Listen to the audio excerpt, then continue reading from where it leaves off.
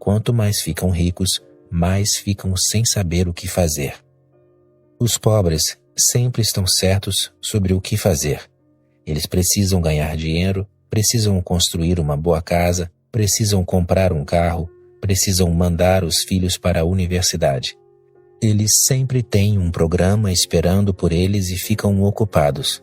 Têm um futuro, têm esperança. Mais dia, menos dia, eles permanecem atormentados. Mas há esperança. O rico está atormentado, e a esperança também desapareceu, o que faz com que o tormento seja duplo. Não se pode encontrar uma pessoa mais pobre do que um rico. Ele é duplamente pobre. Ele continua projetando-se no futuro, mas agora sabe que o futuro não vai supri-lo com nada, porque tudo o que ele precisa, ele já tem. Ele fica perturbado, sua mente fica cada vez mais ansiosa, apreensiva, ele fica angustiado. É isso que aconteceu com Buda. Ele era rico, tinha tudo o que era possível ter e ficou muito infeliz. Um dia, ele fugiu de seu palácio, deixou todas as riquezas, sua bela esposa, seu filho recém-nascido. Ele fugiu, tornou-se um mendigo e começou a procurar a felicidade. Foi a esse guru, aquele guru, e perguntou a todos o que fazer para ser feliz. E, é claro, havia 1001 pessoas dispostas a aconselhá-lo, e ele seguiu o conselho de todas. E quanto mais ele seguia esses conselhos, mais confuso ficava. Buda tentou tudo o que lhe disseram. Alguém dizia, faça Hatha Yoga, e ele praticava Hatha Yoga. Ele fazia as posturas da yoga e as fazia ao extremo, mas nada veio daí. Talvez você possa ter um corpo melhor ao praticar Hatha Yoga, mas não pode ficar feliz. Não faz diferença apenas ter um corpo melhor, um corpo mais saudável. Com mais energia, você terá mais energia à sua disposição para ficar infeliz, e ficará infeliz. O que você fará com ela? Se você tiver mais dinheiro, o que fará com ele? Você fará o que pode fazer, e, se um pouco de dinheiro deixa você tão atormentado, mais dinheiro o deixará mais atormentado. Trata-se de uma simples aritmética. Buda abandonou a yoga e foi a outros professores, os Raja Yogis, que não ensinam posturas corporais, mas apenas mantras, cânticos e meditações. Ele também fez isso, mas nada veio daí. Ele estava realmente buscando e, quando alguém está realmente buscando, então nada pode ajudar, então não há remédio. As pessoas medíocres param em algum lugar pelo caminho. Elas não são buscadoras reais. Um buscador real é aquele que vai até o extremo da busca e vem a perceber que toda a busca é tolice. A própria busca é uma maneira de desejar, e um dia Buda percebeu isso. Ele deixou seu palácio, deixou suas posses mundanas e um dia, após 6 anos de busca espiritual, abandonou toda a busca. A busca material foi abandonada antes e agora ele abandonou a busca espiritual. Este mundo foi abandonado antes e agora ele também abandonou o outro mundo. Ele ficou completamente livre de desejos. E naquele exato momento aconteceu. Naquele exato momento houve a bênção. Todos os desejos foram abandonados. Todas as esperanças foram abandonadas, deixadas de lado e, repentinamente, Gautama Siddhartha se tornou Buda. Isso sempre esteve presente, mas ele estava olhando para um outro lugar. E estava presente dentro e fora, pois é disso que o universo é feito. Isso é a plenitude, é a verdade, é divino.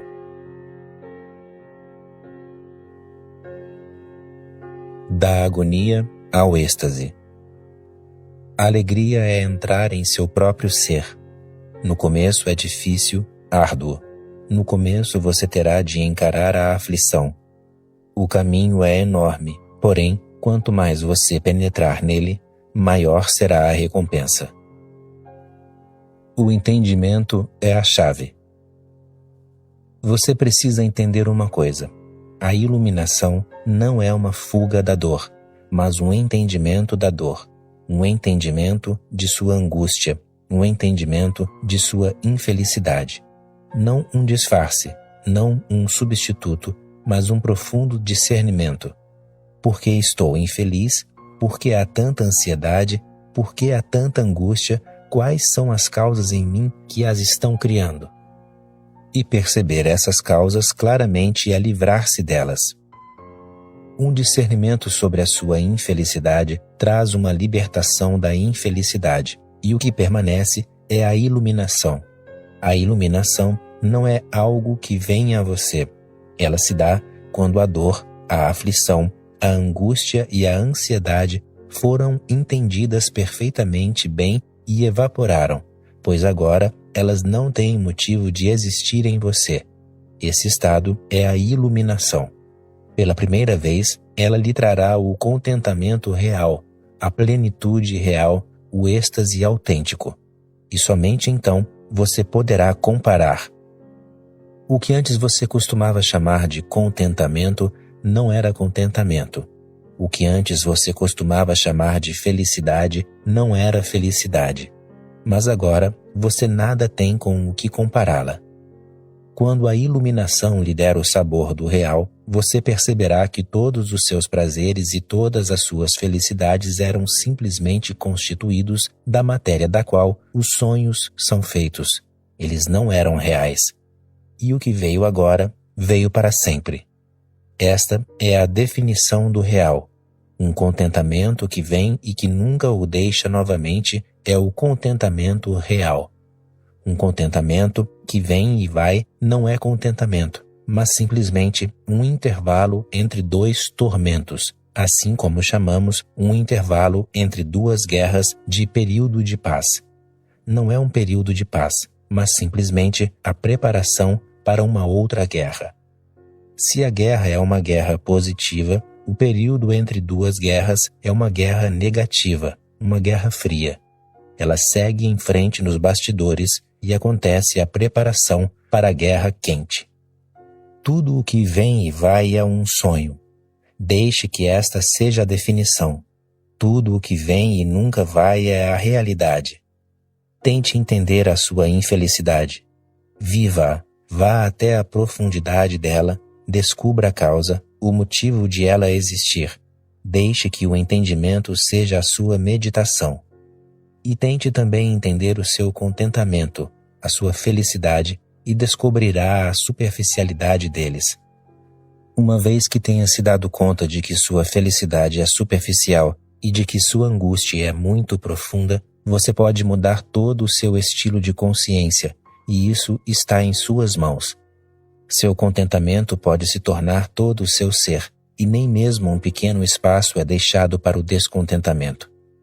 Seu amor se torna sua própria vida, e ele permanece. O tempo passa, mas o que você atingiu segue se aprofundando. Cada vez mais flores, cada vez mais canções nascem a partir dele. Chamamos a isso de iluminação. A palavra é oriental, mas a experiência nada tem a ver com o Oriente ou com o Ocidente. Pão e circo. Normalmente, o que consideramos como alegria não é alegria. No máximo, se trata de entretenimento, e é apenas uma maneira de evitar a si mesmo, de intoxicar a si mesmo, de mergulhar em algo para que você possa se esquecer de sua infelicidade, de sua preocupação, de sua angústia, de sua ansiedade. Todos os tipos de entretenimento são considerados como sendo alegria, mas eles não são. Tudo que vem de fora não é alegria, não pode ser. Tudo que depende de algo não é alegria, não pode ser. A alegria surge de sua própria essência. Ela é absolutamente independente de qualquer circunstância externa. E ela não é uma fuga de si mesmo, mas realmente encontrar a si mesmo. A alegria surge apenas quando você chega em casa. Assim, tudo o que é conhecido como alegria é apenas o contrário, o diametralmente oposto, e não alegria. Na verdade, por não ter alegria, você procura entretenimentos. Aconteceu de um dos maiores romancistas russos, Maxim Gorky, visitar os Estados Unidos. Foi-lhe mostrado todos os tipos de divertimento que os americanos criaram para se entreterem, para se perderem. O seu guia esperava que ele ficasse muito feliz, porém, quanto mais Maxim Gorky via o que o guia lhe mostrava, mais infeliz e triste ele parecia. O guia lhe perguntou: "O que há? Você não pode entender?" Maxim Gorky respondeu: "Posso entender, e é por isso que estou me sentindo triste. Este país não deve ter alegria, senão não haveria necessidade de tantos entretenimentos." Somente uma pessoa sem alegria precisa de entretenimento. Quanto mais o mundo ficar sem alegria, mais precisaremos de televisão, de cinemas, de cidades enfeitadas e 1001 coisas. Precisamos cada vez mais de bebidas alcoólicas, cada vez mais de novos tipos de droga, apenas para evitar a infelicidade na qual estamos, apenas para não encarar a angústia na qual estamos, apenas para, de alguma maneira, nos esquecermos de tudo. Mas, ao esquecer, nada é alcançado. A alegria é entrar em seu próprio ser. No começo é difícil, árduo. No começo, você terá de encarar a aflição. O caminho é enorme, porém, quanto mais você penetrar nele, maior será o pagamento, maior será a recompensa. Quando você aprender a encarar a sua infelicidade, começará a ser alegre, pois, nesse próprio encarar, a infelicidade começa a desaparecer e você começa a ficar cada vez mais integrado. Um dia, a infelicidade estará presente e você a encarará, e de repente, a quebra. Você pode perceber a infelicidade separada de você e você separado dela. Você sempre esteve separado.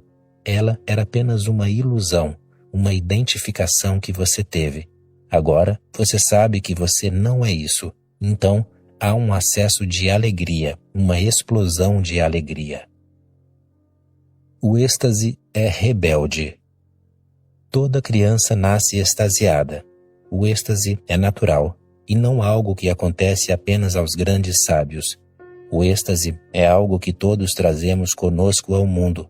Todos vêm com ele. Ele é a essência mais profunda da vida, é parte do estar vivo.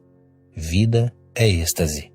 Toda criança o traz ao mundo, mas então a sociedade salta sobre ela e começa a destruir a possibilidade do êxtase, a tornar a criança infeliz, a condicioná-la.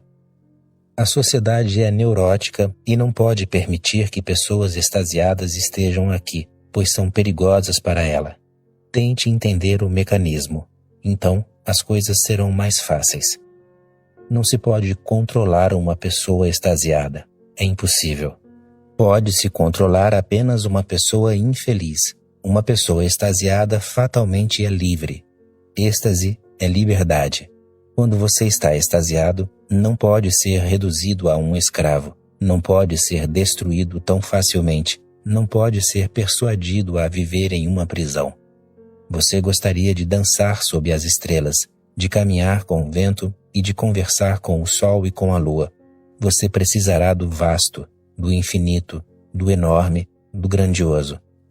Você não poderá ser seduzido a viver em uma cela escura, não poderá ser transformado em um escravo. Você viverá a sua própria vida e fará as suas coisas.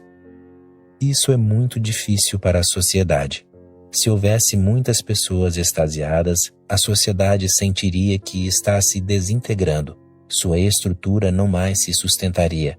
As pessoas extasiadas serão rebeldes. Lembre-se, não chamo uma pessoa extasiada de revolucionária, mas de rebelde. Um revolucionário é alguém que deseja mudar a sociedade, mas deseja substituí-la por uma outra sociedade. Um rebelde é alguém que deseja viver como um indivíduo e gostaria que não houvesse nenhuma estrutura social rígida no mundo. Ele é alguém que não deseja substituir esta sociedade por outra, pois todas as sociedades provaram ser iguais. O capitalista, o comunista, o fascista e o socialista, todos eles são primos irmãos, não faz muita diferença. Sociedade é sociedade. E todas as religiões provaram ser iguais, a hindu, a cristã, a muçulmana. Uma vez que a estrutura fique poderosa, não deseja que ninguém seja extasiado, pois o êxtase é contra a estrutura. Escute e reflita sobre isto. O êxtase é contra a estrutura. Ele é rebelde e não revolucionário.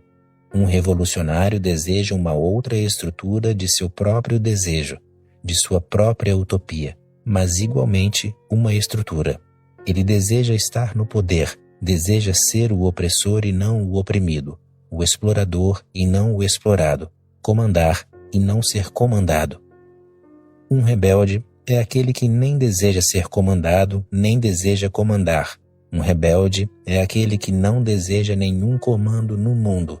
Ele é anarquista, é aquele que confia na natureza e não nas estruturas feitas pelas pessoas. Ele confia que se a natureza for deixada por conta própria, tudo será belo. Ela é bela. Um universo tão vasto segue em frente sem nenhum governo. Os pássaros, os outros animais, as árvores, tudo segue em frente sem nenhum governo. Por que o ser humano precisa de governo? Algo deve ter saído errado. Por que o ser humano é tão neurótico a ponto de não poder viver sem governantes? Ora, há um círculo vicioso. O ser humano pode viver sem governantes, mas nunca lhe deram nenhuma oportunidade, e os governantes não lhe darão nenhuma oportunidade. Uma vez que se saiba que é possível viver sem governantes, quem gostaria que eles existissem? Quem lhes daria apoio? No momento, você está dando apoio a seus próprios inimigos e insiste em votar em seus próprios inimigos. Dois inimigos, um contra o outro, numa disputa presidencial. E você escolhe, mas ambos são iguais. É como se lhe dessem liberdade de escolher em qual prisão você quer entrar. E você vota com satisfação. Eu gostaria de ir à prisão A ou B. Acredito na prisão republicana. Acredito na prisão democrática. Mas ambas são prisões. E uma vez apoiada uma prisão, ela tem seus próprios investimentos e não lhe permitirá ter uma amostra da liberdade.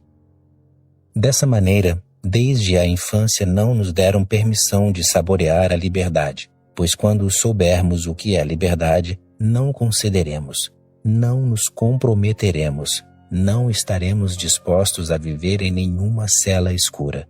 Preferiremos morrer do que permitir que nos reduzam a escravos. Nós seremos assertivos. É claro que um rebelde não se interessará em ter poder sobre os outros. Este é um sinal de neurose. Estar demasiadamente interessado em ter poder sobre os outros.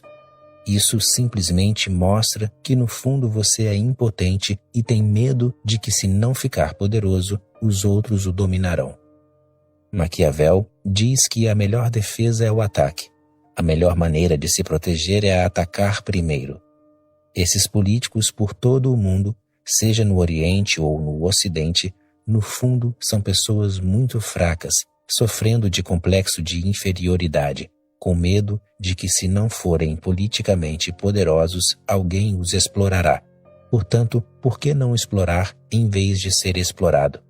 O explorado e o explorador estão ambos navegando no mesmo barco e ambos estão remando o barco, fazendo com que ele flutue. Uma vez que a criança conheça o sabor da liberdade, jamais fará parte de nenhuma sociedade, de nenhuma igreja, de nenhum clube, de nenhum partido político. Ela permanecerá um indivíduo, permanecerá livre e criará pulsações de liberdade à sua volta. Seu próprio ser se tornará uma porta para a liberdade. A criança não tem permissão de saborear a liberdade. Se ela perguntar à mãe: "Mamãe, posso sair? O dia está ensolarado e o ar está bastante fresco e gostaria de correr em volta do quarteirão." Imediata, obsessiva e compulsivamente a mãe dirá: "Não." A criança não pediu muito, apenas gostaria de sentir o sol da manhã, de sentir o ar agradável, de desfrutar a luz do sol, o ar e a companhia das árvores. Ela não pediu nada demais. Porém, a partir de uma profunda compulsão, a mãe diz não. É muito difícil ouvir uma mãe dizer sim. Muito difícil ouvir um pai dizer sim. E mesmo se disserem sim, eles o dizem de uma maneira muito relutante. Mesmo se disserem sim, fazem com que a criança se sinta culpada, com que sinta que os está forçando, que está fazendo alguma coisa errada. Sempre que a criança se sente feliz, não importa o que ela esteja fazendo, uma pessoa ou outra inevitavelmente virá e a interromperá. Não faça isso. Aos poucos, a criança entende. Tudo o que me faz feliz está errado. E, é claro, ela nunca se sente feliz ao fazer o que os outros lhe dizem para fazer, pois aquilo não é uma vontade espontânea para ela. Assim, ela vem a saber que ser infeliz está certo, que ser feliz está errado, e isso fica profundamente associado. Se ela deseja abrir o relógio e olhar o que tem dentro, toda a família salta sobre ela. Pare, você quebrará o relógio. Isso não está certo. Ela estava apenas examinando o relógio. Era uma curiosidade científica, e ela desejava saber o que fazia barulho nele. Não tinha nada de mais abri-lo, e o relógio não é mais valioso do que a sua curiosidade, do que a sua mente investigadora. O relógio não tem valor, e mesmo se ele quebrar, nada será destruído, mas uma vez destruída a mente investigadora, muito é destruído. Então, ela nunca investigará a verdade. Ou é uma bela noite, o céu está repleto de estrelas e a criança quer sentar lá fora, mas é hora de ir dormir. Ela não está com sono, mas muito ligada. A criança fica perplexa. Pela manhã, quando ela está com sono, todos ficam em cima. Levante-se. Quando ela está curtindo, quando é tão gostoso ficar na cama, quando ela quer se virar, dormir e sonhar mais um pouco, então todos estão contra ela. Levante-se. É hora de se levantar. Agora, ela está bastante desperta e quer curtir as estrelas. Esse momento é muito poético, muito agradável. Ela se sente empolgada. Como ela pode ir dormir com tal empolgação? Ela está muito agitada, quer cantar e dançar, e eles a estão forçando a ir dormir. São 9 horas e é hora de ir para a cama. Ora, ela estava feliz em ficar acordada, mas é forçada a ir dormir. Quando ela está brincando, é forçada a sentar-se à mesa do jantar sem estar com fome. E, quando ela está com fome, a mãe diz: agora não é hora. Dessa maneira, insistimos em destruir toda a possibilidade de ela ficar extasiada, toda a possibilidade de ser feliz, alegre, de estar em deleite. O que deixa a criança espontaneamente feliz parece errado, e o que absolutamente não lhe desperta interesse parece ser o certo. Na escola, um pássaro de repente começa a cantar fora da sala de aula e a criança é toda a atenção ao pássaro, é claro, e não ao professor de matemática que está diante da lousa com seu giz sem graça. Mas o professor é mais poderoso, politicamente mais poderoso do que o pássaro. Certamente, o pássaro não tem poder, mas tem beleza. Ele atrai a criança sem martelar em sua cabeça.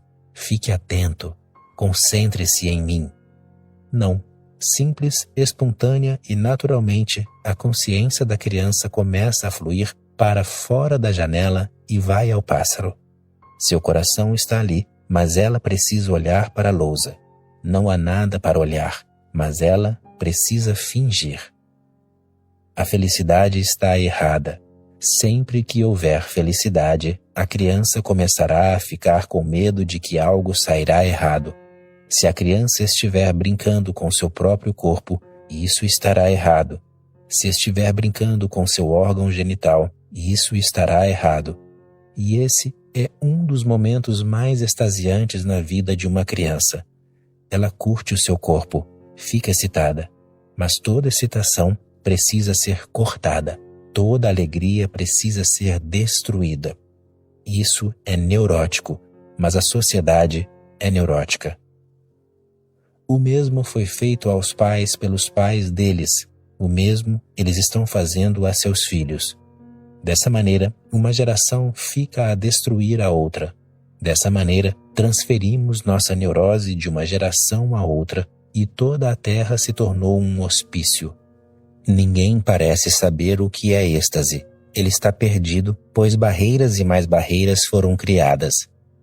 Observo que, quando as pessoas começam a meditar e a sentir um transbordar de energia, quando começam a se sentir felizes, imediatamente me procuram e dizem: está acontecendo uma coisa muito estranha, estou me sentindo feliz e também estou me sentindo culpada sem nenhuma razão. Culpada, elas também estão confusas, porque a pessoa deveria se sentir culpada. Elas sabem que não há nada, que não fizeram nada de errado. De onde vem essa culpa? Ela vem daquele condicionamento profundamente enraizado de que a alegria está errada. Tudo bem estar triste, mas ser feliz não é permitido. Morei em uma cidade em que o delegado de polícia era meu amigo. Éramos amigos desde os tempos da universidade.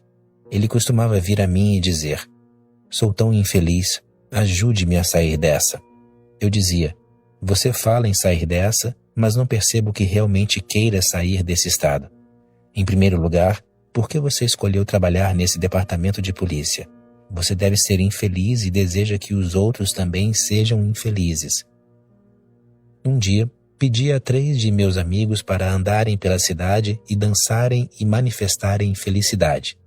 Eu disse: simplesmente vão e façam disso um experimento. Dentro de 1 hora, é claro, foram pegos pela polícia. Telefonei ao delegado de polícia e perguntei: por que você prendeu meus amigos? Ele respondeu: essas pessoas parecem loucas. Eu lhe indaguei: elas fizeram algo errado? Elas prejudicaram alguém? Ele afirmou: não, realmente elas não fizeram nada de errado. Então, por que você as prendeu? Ele respondeu: mas elas estavam dançando na rua e estavam dando gargalhadas. Mas, se elas não fizeram mal a ninguém, por que você deveria interferir? Por que deveria entrar em cena? Elas não atacaram ninguém, não entraram no território de ninguém e estavam apenas dançando. Pessoas inocentes, rindo. Ele disse: você está certo, mas isso é perigoso. Por que é perigoso? Ser feliz é perigoso? Estar extasiado é perigoso? Ele entendeu o ponto e imediatamente a soltou. Ele veio correndo a mim e disse: você pode estar certo. Não posso permitir que eu seja feliz e não posso permitir que mais ninguém seja feliz.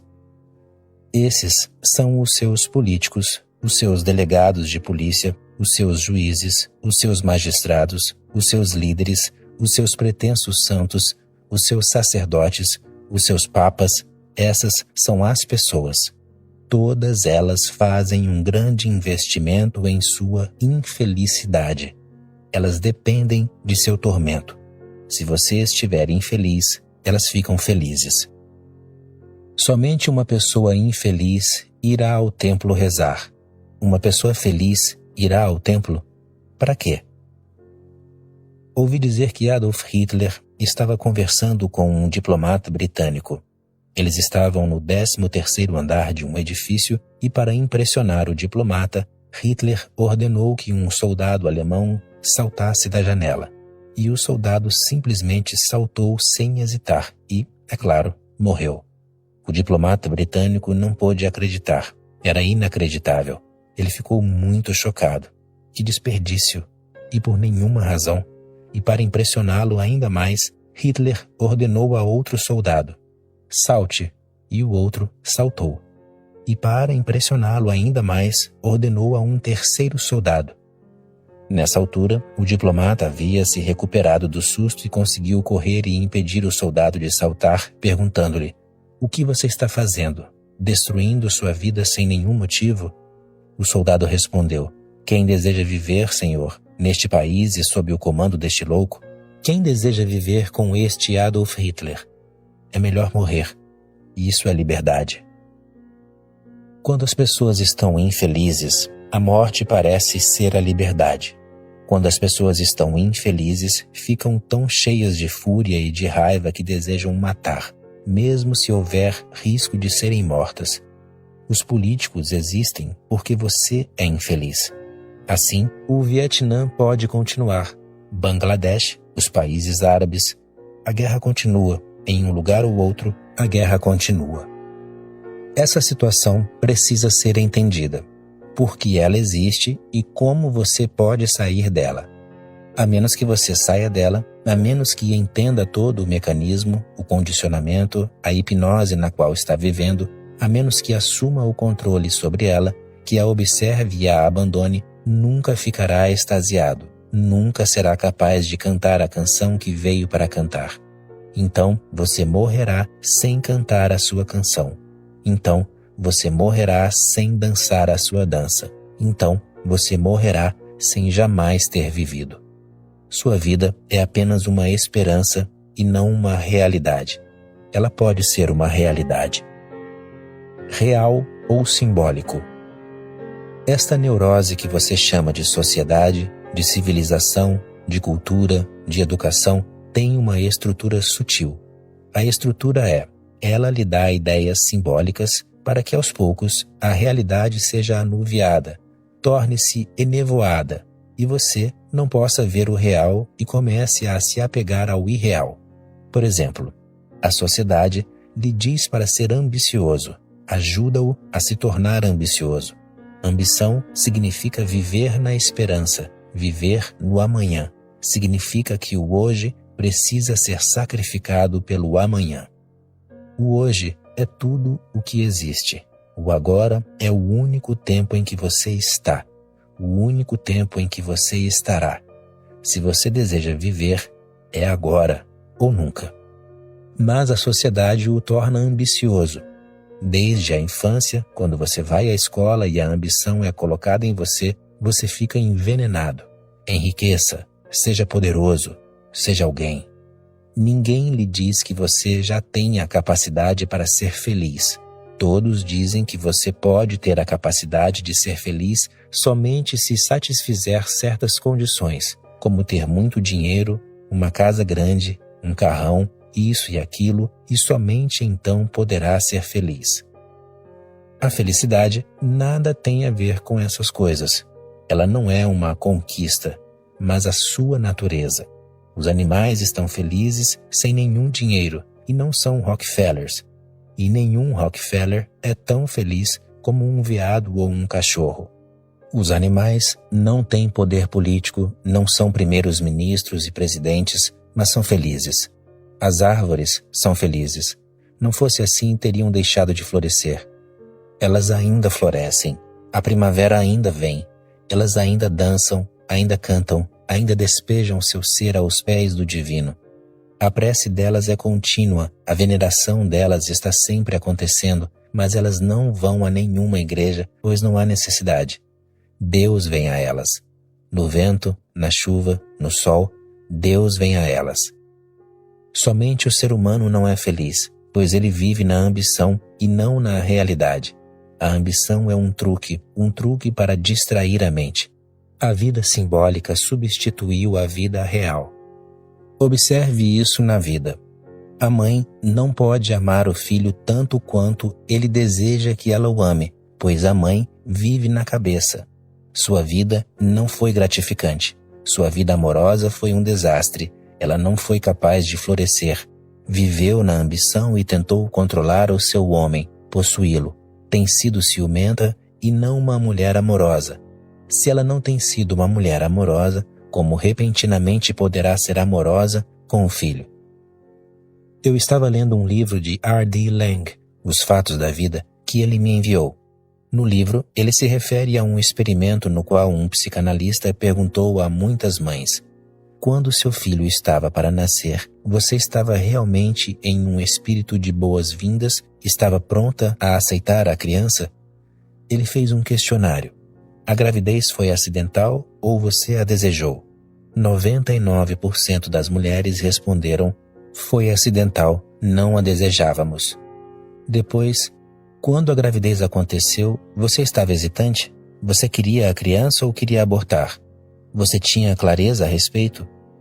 Muitas delas disseram que hesitaram por semanas, avaliando se faziam um aborto ou se tinham a criança. Então a criança nasceu. Elas não puderam decidir. Talvez houvesse outras considerações, como uma consideração religiosa, pois o aborto poderia ser um pecado, poderia levá-las ao inferno. Elas podiam ser católicas e a ideia de que o aborto é assassinato as impediu de fazê-lo. Ou poderia haver considerações sociais, ou o marido queria a criança, ou quiseram a criança como uma continuidade de seus egos, mas a criança não era desejada. Raramente houve uma mãe que dissesse: sim, a criança foi bem-vinda, eu estava esperando por ela e estava feliz. Ora, uma criança nasce sem ser bem-vinda e desde o começo a mãe estava em dúvida se a teria ou não. E isso deve trazer consequências. A criança deve sentir essas tensões. Quando a mãe pensava no aborto, a criança deve ter ficado magoada, pois ela é parte do corpo da mãe, e toda vibração atingirá a criança. Ou, quando a mãe pensa e hesita e está para decidir o que fazer e o que não fazer, a criança também sentirá um tremor, um chacoalho, pois está entre a vida e a morte. Então, de algum jeito, a criança nasce e a mãe pensa que foi apenas acidental. Eles tentaram o controle da natalidade, tentaram isso e aquilo, mas tudo fracassou e a criança está ali e eles têm de tolerar. Essa tolerância não é amor. A criança sente falta do amor desde o início e a mãe também se sente culpada, pois não está dando tanto amor como seria o natural. Então, ela começa a substituir, forçando a criança a comer demais. Ela não pode preencher a alma da criança com amor e tenta empanturrar o seu corpo com comida. Trata-se de um substituto e você pode observar, as mães são muito obsessivas. A criança diz: não estou com fome, e a mãe insiste em forçar. Ela não dá ouvidos à criança, não a escuta e substitui. Não pode dar amor, então dá comida. A criança cresce e a mãe não pode amar, então lhe dá dinheiro. O dinheiro se torna um substituto do amor. E a criança também aprende que o dinheiro é mais importante do que o amor. Se ela não tiver amor, não há com o que se preocupar, mas precisa ter dinheiro.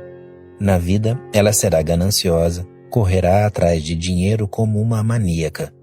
Ela não se importará com o amor e dirá: o mais importante primeiro. Primeiro eu preciso ter uma boa conta bancária, preciso ter esse tanto de dinheiro e somente então posso me dar ao luxo de amar. Ora, o amor não precisa de dinheiro. Você pode amar como você é. E, se você acha que o amor precisa de dinheiro e você corre atrás dele, um dia poderá ter dinheiro e, de repente, se sentirá vazio, porque todos os anos foram desperdiçados acumulando dinheiro. E eles não foram apenas desperdiçados. Todos esses anos foram anos de desamor. Portanto, você praticou o desamor. Agora, você tem dinheiro, mas não sabe amar. Esqueceu-se da própria linguagem do sentimento, da linguagem do amor, da linguagem do êxtase. Sim, o homem pode comprar uma bela mulher. A mulher pode comprar um belo homem, mas isso não é amor. Você pode comprar a mulher mais bela do mundo, mas isso não é amor. E ela se aproximará de você não porque o ama, mas por causa de sua conta bancária. O dinheiro é um símbolo. O poder político é um símbolo. A respeitabilidade é um símbolo. Essas não são realidades, mas projeções humanas. Não são objetivas, não têm nenhuma objetividade. Essas coisas não existem e são apenas sonhos projetados por uma mente infeliz. Se você deseja ficar extasiado, terá de abandonar o simbólico. Livrar-se do simbólico é livrar-se da sociedade. Livrar-se do simbólico é tornar-se um indivíduo. Ao livrar-se do simbólico, você tomou coragem de entrar no real, e somente o real é real. O simbólico não é real. Ser e tornar-se. O que é êxtase? Algo a ser alcançado? Não. Algo que você deve ganhar? Não. Algo que você deve se tornar? Não. Êxtase é existir. Tornar-se é infelicidade. Se você deseja se tornar algo, será infeliz. O tornar-se é a própria causa raiz da infelicidade. Se você deseja ficar extasiado, então isso acontece apenas agora, aqui e agora, neste exato momento. Neste exato momento você pode ser feliz e ninguém está obstruindo o caminho. A felicidade é tão óbvia e tão fácil, ela é a sua natureza, você já a está carregando. Apenas lhe dê uma chance de florescer, de desabrochar. E o êxtase não é da cabeça, lembre-se, mas do coração. O êxtase não é do pensar, mas do sentir. E você foi privado do sentir, foi cortado do sentir e não sabe o que é sentir. Até mesmo quando você diz, eu sinto, apenas acha que sente. Quando você diz, estou me sentindo feliz, observe, analise e descobrirá que você pensa que está feliz. Até mesmo o sentir precisa passar pelo pensar, precisa passar pela censura do pensar, e somente quando o pensar aprova, ele é permitido. Se o pensar não o aprovar, ele é jogado no inconsciente, no porão de seu ser, e é esquecido. Torne-se mais do coração e menos da cabeça. A cabeça é apenas uma parte sua, e o coração, no sentido que estou empregando a palavra, é todo o seu ser. O coração é a sua totalidade. Assim, sempre que você estiver total em algo, você funciona a partir do sentir. E sempre que for parcial em algo, funciona a partir da cabeça. Observe um pintor pintando, e essa é a diferença entre um artista verdadeiro e um técnico. Se o pintor for apenas um técnico que conhece a técnica de pintar, que tem o know-how, que conhece tudo sobre cores, pincéis e telas e que passou por um treinamento, ele funcionará por meio da cabeça. Ele será um técnico. Ele pintará, mas não será total na pintura. Depois, observe um artista verdadeiro que não é um técnico. Ele estará absorto na pintura, inebriado, e não pintará apenas com as mãos ou a partir de sua cabeça, mas pintará com o seu ser todo. Suas entranhas estarão participando. Seus pés, seu sangue, seus ossos, sua medula, tudo estará participando da pintura. Você pode observar, pode perceber, pode sentir que ele está inteiro, absorto. Nada mais existe. Ele está inebriado. Naquele momento, seu ego não está presente. Ele não é o executante, como seria o caso da cabeça. Naquele momento de total absorção, ele não é o autor, mas apenas uma passagem, como se o todo estivesse pintando por meio dele. Quando você se depara com um dançarino de verdade, e não com alguém que apenas representa, percebe que ele não está dançando, não. Algo do além está dançando nele. Ele está totalmente na dança. Sempre que você está totalmente em algo, fica extasiado. Quando você está parcialmente em algo, permanece infeliz, pois uma parte estará se movendo separadamente do todo. Haverá uma divisão, uma cisão, uma tensão, uma ansiedade. Se você amar a partir da cabeça, seu amor não lhe dará nenhuma experiência extasiante. Se você meditar a partir da cabeça, eu costumava ir a um rio para nadar. Eu o adorava. Sempre que eu voltava, um de meus vizinhos me observava e podia perceber que eu estava extasiado. Um dia ele me perguntou, o que está acontecendo? Sempre o vejo ir ao rio e por horas você fica lá e nada no rio. Eu irei com você, pois você parece muito feliz. Eu disse, por favor, não venha. Você não entenderá e o rio ficará muito triste. Não venha, pois sua própria motivação será uma barreira. Você poderá nadar, mas ficará esperando esse sentimento de felicidade acontecer. Ele jamais acontecerá, pois acontece somente quando sua mente não está presente. Nadar pode se tornar uma meditação. Correr pode se tornar uma meditação. Qualquer coisa pode se tornar uma meditação se a sua mente não estiver presente. O êxtase é do coração, é do ser total. Por coração, quero dizer a sua unidade total e orgânica. E dance hoje, e não amanhã. Deixe que a dança seja aqui e agora e deixe que ela venha de sua totalidade. Você se abandona, torna-se um ébrio. Sim, a alegria é louca, e somente os loucos podem se dar ao luxo de tê-la.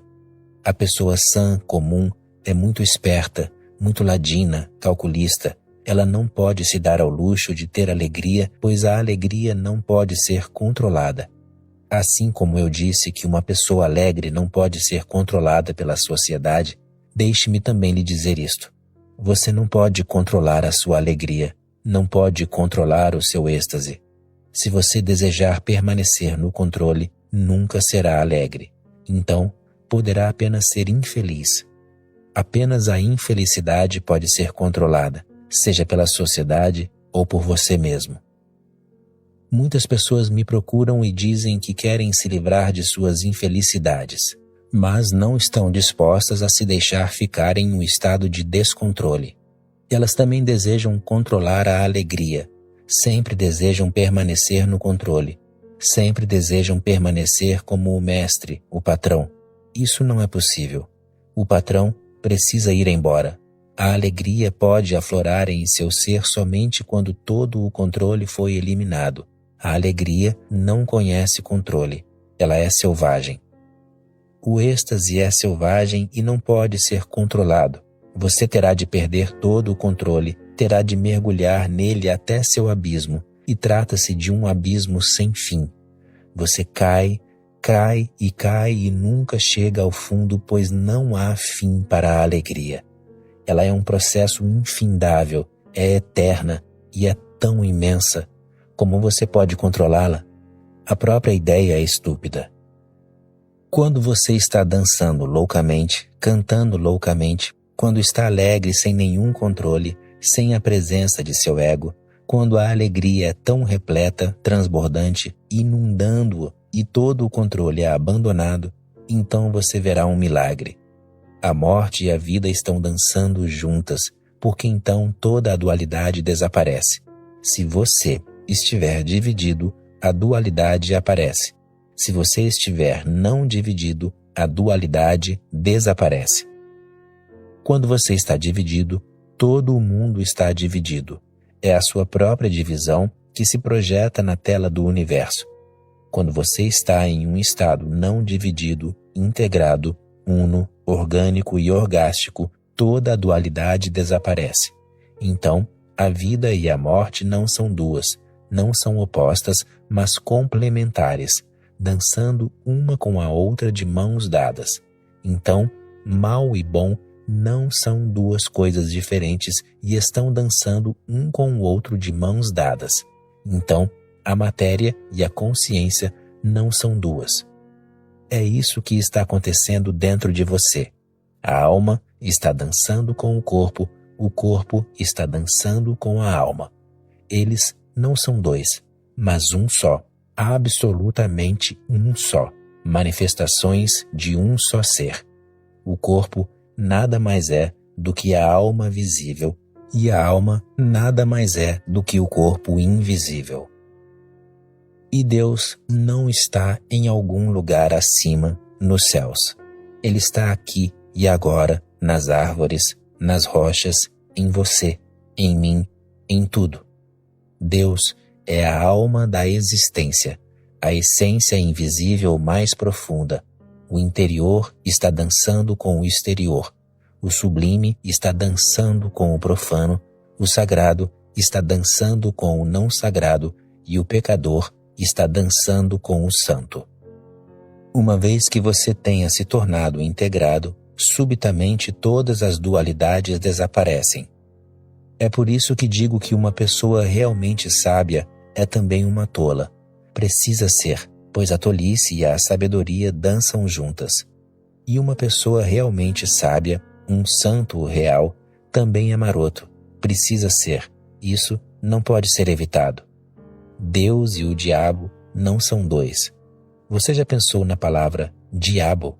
Ela vem da mesma raiz de divino. Elas pertencem à mesma raiz. Ambas vêm da raiz sânscrita diva, e dela vem deva, e desta vem divino, a partir do qual vem diabo, devil em inglês.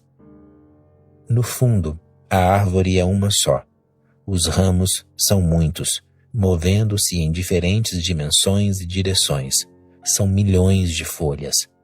Mas, quanto mais fundo você for, você chega ao uno, a uma só árvore. Quando você está dançando, tudo dança com você. Sim, o velho provérbio é verdadeiro. Quando você chora sozinho. Quando você ri, o mundo inteiro ri com você.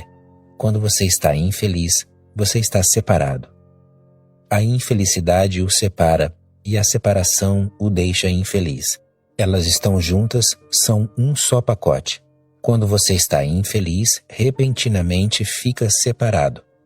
É por isso que o ego não pode se dar ao luxo de ser feliz, pois, se você fica feliz, o ego não pode existir. Você deixa de estar separado. A pessoa egocêntrica não pode se dar ao luxo de ser extasiada. Como ela poderia? Pois, no êxtase, o ego não está presente. Isso é demais. Ela prefere permanecer infeliz e criar 1001 tormentos à sua volta apenas para ajudar o ego a existir. Você já percebeu?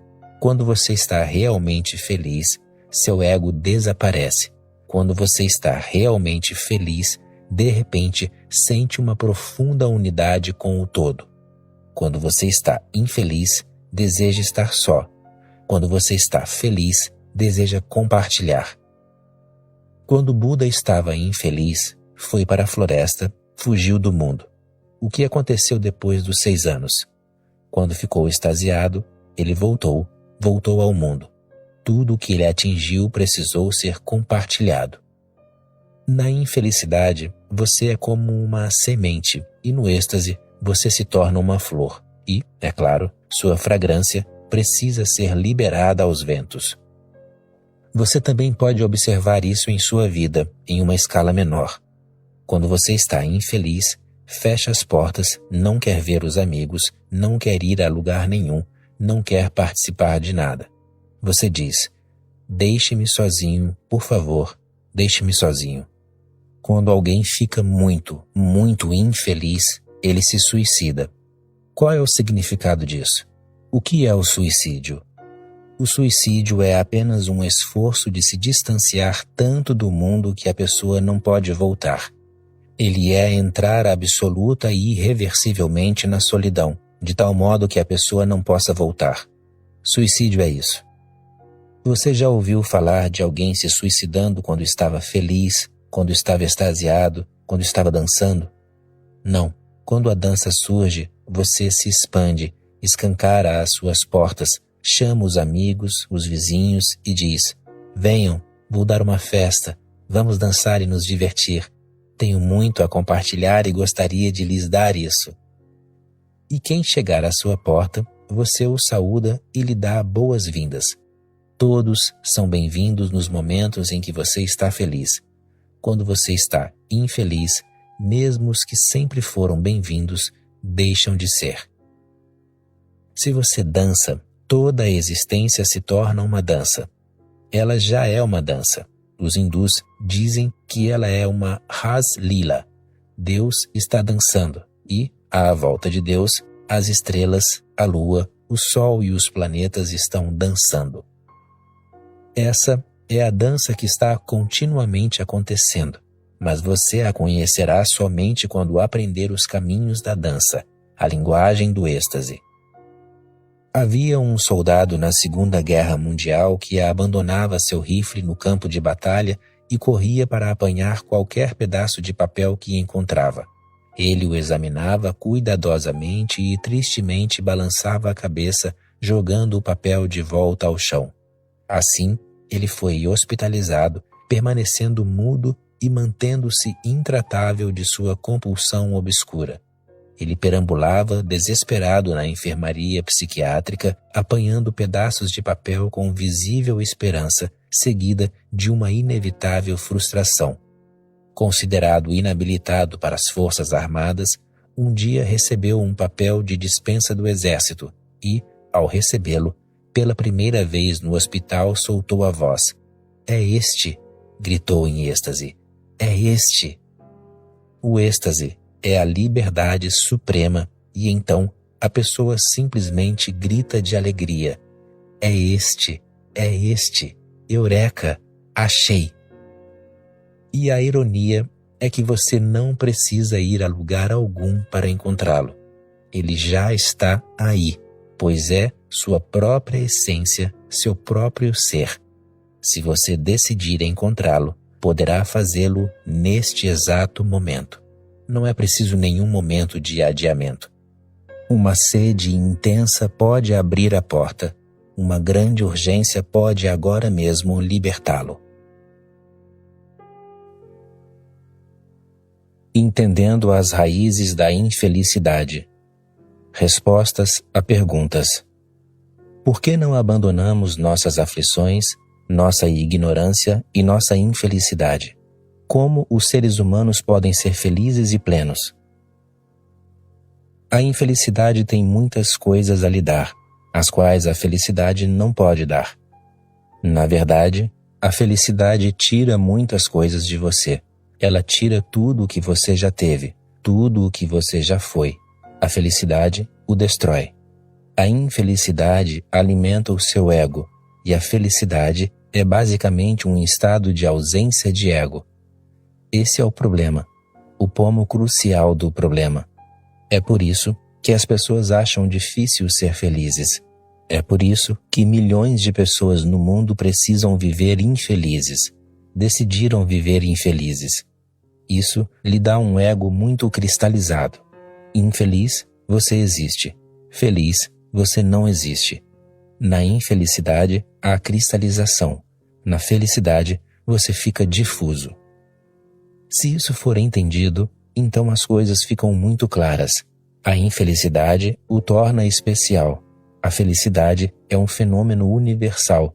Não há nada de especial nela. As árvores são felizes. Os animais são felizes. Os pássaros são felizes. Toda a existência é feliz, exceto o ser humano. Ao ser infeliz, o ser humano se torna muito especial, extraordinário. A infelicidade o torna capaz de atrair a atenção das pessoas. Sempre que você está infeliz, você recebe atenção, simpatia, amor. Todos começam a cuidar de você. Quem deseja magoar uma pessoa infeliz? Quem tem inveja de uma pessoa infeliz? Quem deseja se opor a uma pessoa infeliz? Isso seria muito maldoso. A pessoa infeliz é protegida, amada, amparada. Há um grande investimento na infelicidade. Se a esposa não for infeliz, o marido tende a simplesmente ignorá-la. Se ela é infeliz, o marido não pode se dar ao luxo de negligenciá-la. Se o marido é infeliz, toda a família, a esposa, os filhos, todos ficam à sua volta preocupados com ele. Isso dá um grande conforto. A pessoa sente que não está só, que tem família, amigos. Quando você está doente, deprimido, infeliz, os amigos vêm visitá-lo, confortá-lo, consolá-lo. Quando você está feliz, os mesmos amigos ficam com inveja de você. Quando você está realmente feliz, percebe que o mundo inteiro se voltou contra você. Ninguém gosta de uma pessoa feliz, pois ela machuca o ego dos outros. Os outros começam a sentir. Você ficou feliz e nós ainda estamos nos arrastando na escuridão, na infelicidade, no inferno. Como você ousa ser feliz quando todos estão em tamanha aflição? O mundo é constituído de pessoas infelizes, e ninguém é corajoso o suficiente para deixar o mundo inteiro contra ele. Isso é muito perigoso, muito arriscado. É melhor se apegar à infelicidade, pois ela o mantém como parte da multidão. Feliz, você é um indivíduo. Infeliz, você é parte da multidão, seja ela hindu, muçulmana, cristã, indiana, árabe, japonesa. Feliz, você sabe o que é felicidade? Ela é hindu, cristã, muçulmana? Felicidade é simplesmente felicidade. A pessoa é transportada para um outro mundo, não é mais parte do mundo que a mente humana criou, não é mais parte do passado, da feia história, deixa de ser parte do tempo. Quando você está realmente feliz e pleno, o tempo e o espaço desaparecem. Albert Einstein disse que, no passado, os cientistas costumavam achar que havia duas realidades, espaço e tempo. Mas ele afirmou que essas duas realidades não são duas, e sim duas faces da mesma realidade. Daí ele ter cunhado a palavra espaço-tempo, uma única palavra. O tempo nada mais é do que a quarta dimensão do espaço. Einstein não era um místico. Do contrário, teria introduzido também a terceira realidade, o transcendental, nem espaço, nem tempo. Essa também existe e a chamo de testemunho. E uma vez que essas três estejam presentes, você tem toda a trindade, tem o conceito de Trimurti, as três faces de Deus. Então, você tem todas as quatro dimensões. A realidade tem quatro dimensões, 3 dimensões do espaço e a quarta dimensão do tempo. Mas há uma coisa a mais, a qual não pode ser chamada de quinta dimensão, pois não é a quinta realidade. Ela é o todo, o transcendental. Quando você está extasiado, começa a penetrar no transcendental. Ele não é social, não é tradicional e nada tem a ver com a mente humana. Sua pergunta é significativa. O que é esse apego à infelicidade? Existem razões. Investigue a sua infelicidade, observe e será capaz de descobrir quais são as razões. E investigue esses momentos em que de vez em quando você se permite a satisfação de estar alegre. Então perceba quais são as diferenças. Você notará algumas coisas. Quando você está infeliz, é um conformista. A sociedade adora isso. As pessoas o reverenciam. Você tem grande respeitabilidade. Pode até mesmo se tornar um santo. Daí, seus santos serem todos infelizes. A aflição está claramente escrita em sua face, em seus olhos. Por eles serem infelizes, são contra toda a alegria. Condenam toda a alegria como hedonismo. Condenam cada possibilidade de alegria como um pecado. Eles são infelizes e gostariam de ver todo mundo infeliz. Na verdade, apenas em um mundo infeliz eles podem ser considerados santos. Em um mundo feliz, eles teriam de ser hospitalizados, de ser tratados mentalmente. Eles são patológicos. Vi muitos santos e investiguei a vida dos santos do passado. 99% deles são simplesmente anormais, neuróticos ou mesmo psicóticos. Mas eles são respeitados, e são respeitados por sua infelicidade.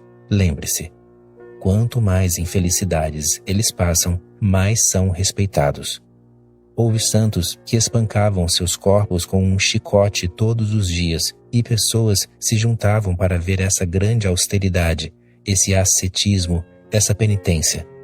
O maior deles era aquele que tinha feridas por todo o corpo, e essas pessoas eram consideradas santas. Houve santos que destruíram seus olhos, pois é por meio dos olhos que a pessoa fica ciente da beleza e surge a sexualidade. E eles eram respeitados por terem destruído seus olhos.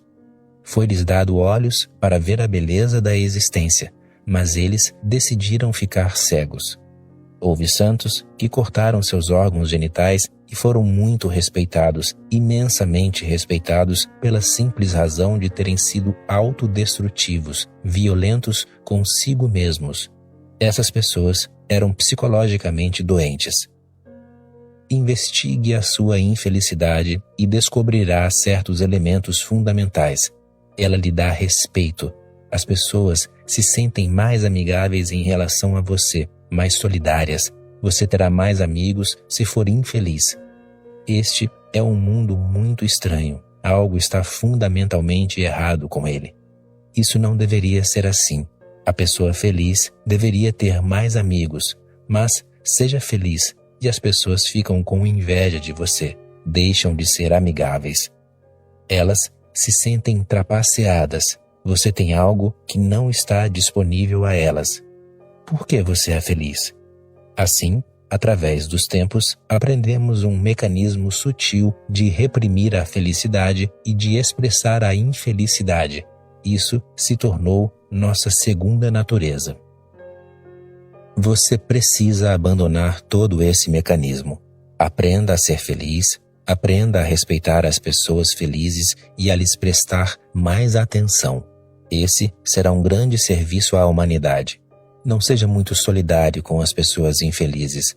Se alguém for infeliz, ajude, mas não se compadeça. Não lhe dê a ideia de que a infelicidade é algo de valor. Deixe que ele saiba perfeitamente bem que você o está ajudando, mas faço isso não porque o respeito, mas simplesmente porque você está infeliz. E você não está fazendo nada, exceto tentando trazer a pessoa para fora de sua infelicidade, pois a infelicidade é feia. Deixe que a pessoa sinta que a infelicidade é feia, que ser infeliz não é algo virtuoso, que ela não está fazendo um grande serviço à humanidade. Seja feliz, respeite a felicidade e ajude as pessoas a entender que a felicidade é o objetivo da vida. Sempre que você perceber uma pessoa bem-aventurada, respeite-a, ela é sagrada. E sempre que você sentir uma reunião feliz e festiva de pessoas, considere aquele lugar sagrado. Temos de aprender uma linguagem totalmente nova, e somente então esta velha e enferrujada humanidade poderá mudar. Precisamos aprender a linguagem da saúde, da inteireza, da felicidade. Isso será difícil, pois nossos investimentos são grandes. Essa é uma das questões mais fundamentais que uma pessoa pode formular. Ela também é estranha, pois deveria ser fácil abandonar o sofrimento, a angústia, a infelicidade. Não deveria ser difícil. Você não quer ser infeliz. Então, deve haver alguma profunda complicação por trás disso. A complicação é que desde a sua infância não lhe permitiram ser feliz, ser bem-aventurado, ser alegre. Você foi forçado a ser sério, e a seriedade implica a tristeza. Você foi forçado a fazer coisas que nunca quis fazer, mas era impotente, fraco, dependente das pessoas. Naturalmente, você precisou fazer o que elas diziam. Você fez aquelas coisas contra a vontade, de uma maneira infeliz e em profunda resistência. Contra si mesmo, você foi forçado a fazer tantas coisas que aos poucos algo ficou claro a você. Tudo o que for contra você está certo, e tudo o que não for contra você fatalmente está errado. E toda essa educação constantemente o preencheu com tristeza, o que não é natural. Ser alegre é natural, assim como ser saudável é natural. Quando você está saudável, não vai ao médico perguntar: por que estou saudável? Não há necessidade de fazer nenhuma pergunta sobre a sua saúde. Mas, quando você está doente, imediatamente pergunta: por que estou doente? Qual é a razão, a causa da minha enfermidade? Está perfeitamente certo perguntar pelo motivo de você estar infeliz, mas não está certo perguntar por que você está profundamente feliz. Você cresceu em uma sociedade insana, onde ser profundamente feliz sem razão é considerado loucura. Se você estiver simplesmente sorrindo sem nenhuma razão, as pessoas acharão que há um parafuso solto em sua cabeça. Por que você está sorrindo? Por que está parecendo tão feliz? E, se você disser: não sei, estou simplesmente feliz, sua resposta irá apenas reforçar a ideia delas de que algo está errado com você. Mas, se você estiver infeliz, ninguém lhe perguntará por que você está infeliz. Estar infeliz é natural, todos estão.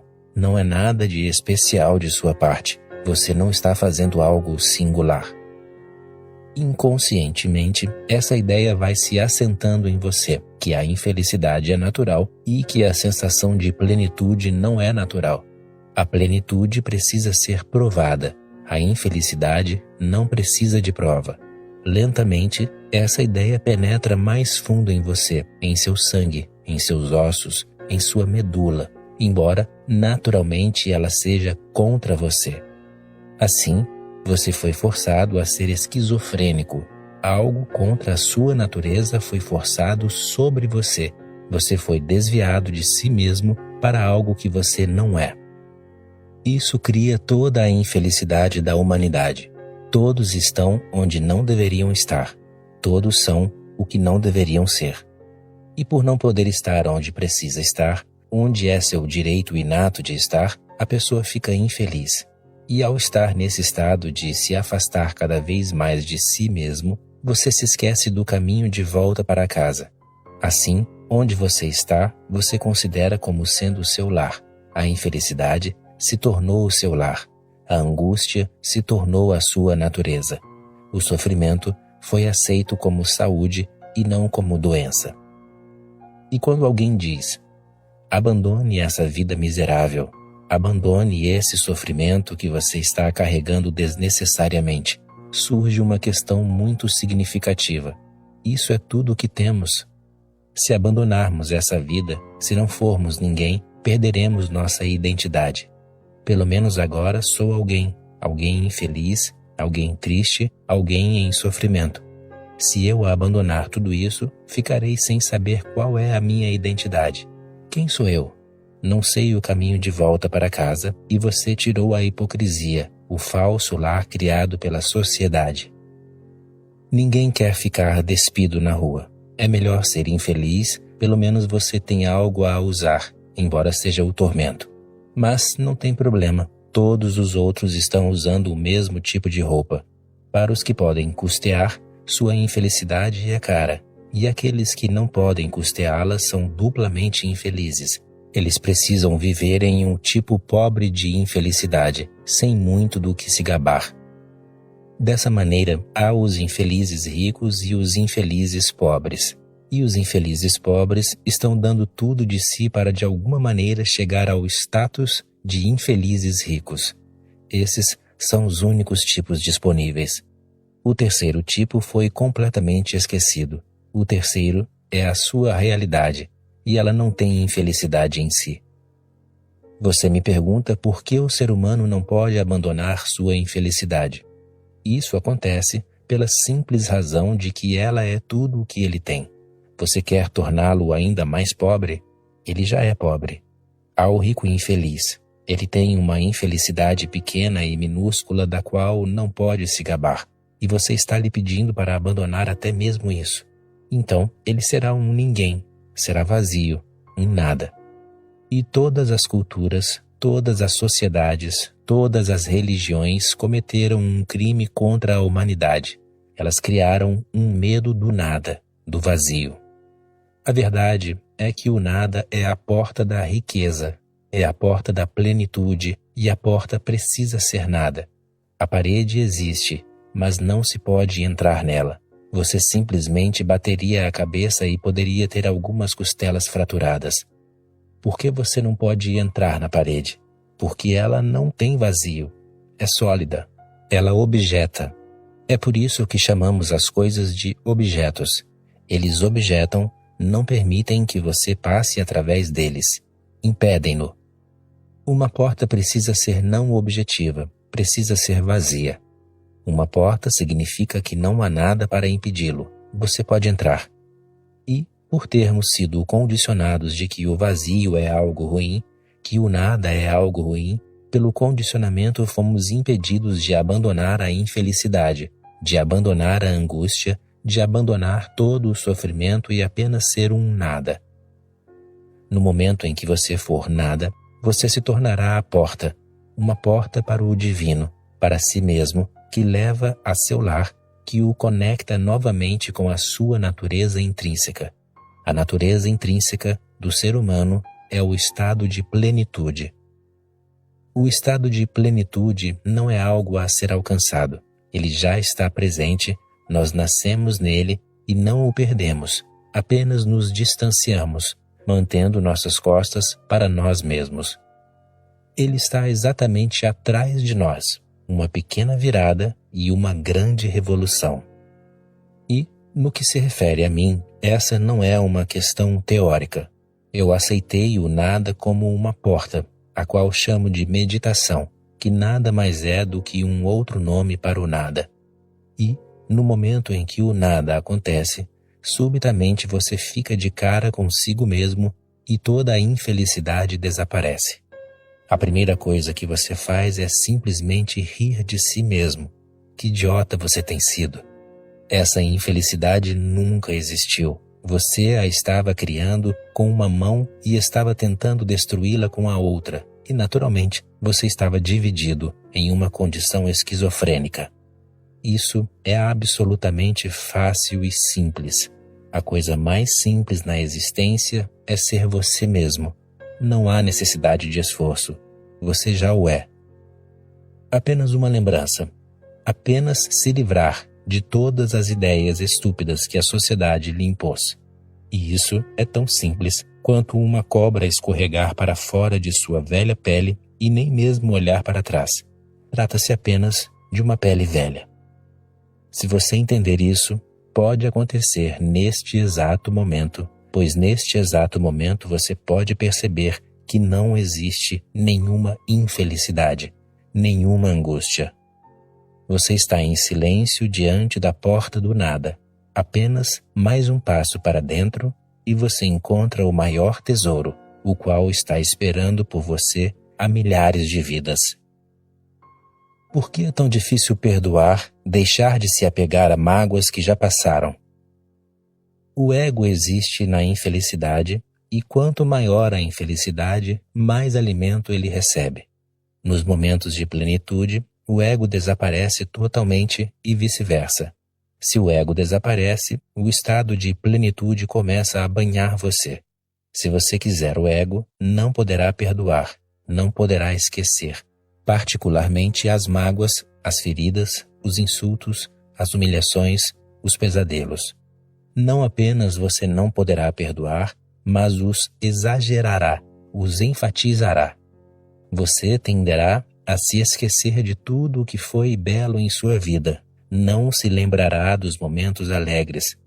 No que se refere ao ego, esses momentos não têm nenhum propósito. A alegria é como veneno para o ego, e a infelicidade é como vitaminas. Você terá de entender todo o mecanismo do ego. Se você tentar perdoar, esse não é o perdão verdadeiro. Com esforço, você apenas reprime. Você pode perdoar somente quando entende a estupidez de todo o jogo que segue em frente dentro de sua mente. O absurdo total de tudo isso precisa ser percebido completamente. Se não for assim, você reprimirá de um lado e ele começará a vir de um outro lado. Você reprimirá de uma forma e ele se afirmará de uma outra forma, às vezes de uma maneira tão sutil que é praticamente impossível reconhecer que se trata da mesma velha estrutura, tão renovada, reformada e decorada que parece praticamente nova. O ego vive no negativo, pois ele é basicamente um fenômeno negativo. Ele existe ao dizer não. O não é a alma do ego. E como você pode dizer não para o estado de plenitude? Você pode dizer não para a infelicidade, para a agonia da vida, mas como pode dizer não para as flores, para as estrelas, para os pores do sol e para tudo o que é belo e divino? E toda a existência está repleta disso. Ela está repleta de rosas, mas você insiste em apanhar os espinhos, pois tem um grande investimento nesses espinhos. Por um lado você diz, não quero essa infelicidade. E por outro lado insiste em se apegar a ela, e por séculos lhe disseram para perdoar. Mas o ego pode viver por meio do perdão, pode começar a ter um novo alimento graças à ideia. Eu perdoei até mesmo meus inimigos, não sou uma pessoa comum. E lembre-se perfeitamente bem, um dos fundamentos da vida é que a pessoa comum acha que não é comum. A pessoa média acha que não está na média. No momento em que você aceita a sua ordinariedade, você se torna extraordinário. No momento em que você aceita a sua ignorância, o primeiro raio de luz penetra em seu ser, a primeira flor desabrocha e a primavera não está distante. Jesus diz, perdoe seus inimigos, ame seus inimigos. E ele está certo, pois, se você puder perdoar seus inimigos, ficará livre deles. Do contrário, eles ficarão a assombrá-lo. A inimizade é um tipo de relacionamento. Ela entra mais fundo do que seu pretenso amor. Ainda hoje, uma outra pessoa formulou uma pergunta. Osho, por que um caso de amor harmonioso parece ser monótono e decadente? Pela simples razão de ser harmonioso. Para o ego, ele perde toda a atração. Parece que ele não existe. Se ele for absolutamente harmonioso, você se esquecerá completamente dele. Algum conflito é necessário, alguma contenda é necessária, alguma violência é necessária, algum ódio é necessário. O amor, seu pretenso amor, não vai muito fundo. Ele tem a profundidade da pele, ou talvez nem seja tão profundo. Mas o seu ódio vai muito fundo, tão fundo quanto o seu ego. Jesus está certo quando diz, perdoe, mas ele foi mal interpretado por séculos. Buda diz a mesma coisa, e todas as pessoas despertas fatalmente dirão a mesma coisa. A linguagem pode diferir. Eras diferentes, épocas diferentes, pessoas diferentes. Naturalmente, elas precisam falar linguagens diferentes, mas o âmago essencial não pode ser diferente. Se você não puder perdoar, isso significa que viverá com os seus inimigos, com as suas mágoas, com as suas dores. Assim, por um lado, você deseja esquecer e perdoar, pois a única maneira de esquecer é perdoando. Se você não perdoar, não poderá esquecer. Mas por outro lado, há um envolvimento mais profundo, e a menos que você perceba esse envolvimento, Jesus ou Buda não serão de ajuda. As belas afirmações deles serão lembradas por você, mas não se tornarão parte de seu estilo de vida. Não circularão em seu sangue, em seus ossos, em sua medula, não serão parte de seu ambiente espiritual. Essas afirmações permanecerão alienígenas, algo imposto de fora. Belas, pelo menos elas têm apelo intelectual, mas existencialmente você continuará a viver da mesma maneira de sempre. O primeiro ponto a ser lembrado é que o ego é o fenômeno mais negativo da existência, como a escuridão. A escuridão não tem existência positiva, ela é simplesmente a ausência de luz. A luz tem uma existência positiva. É por isso que nada pode ser feito diretamente com a escuridão. Se o seu quarto estiver repleto de escuridão, você não poderá colocá-la para fora do quarto. Não poderá jogá-la fora, não poderá destruí-la diretamente por nenhum meio.